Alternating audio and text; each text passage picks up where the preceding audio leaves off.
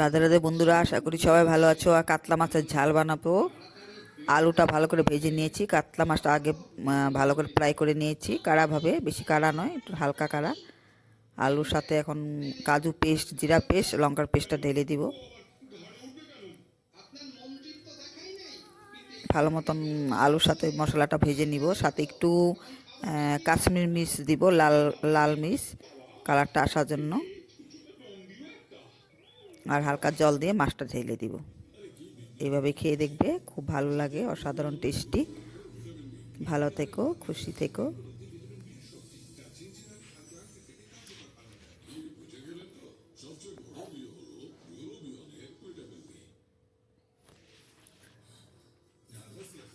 রান্না করে সবাইকে খাওয়াবে, সবাই খুশি পাবে, তুমিও খুশি পাবে।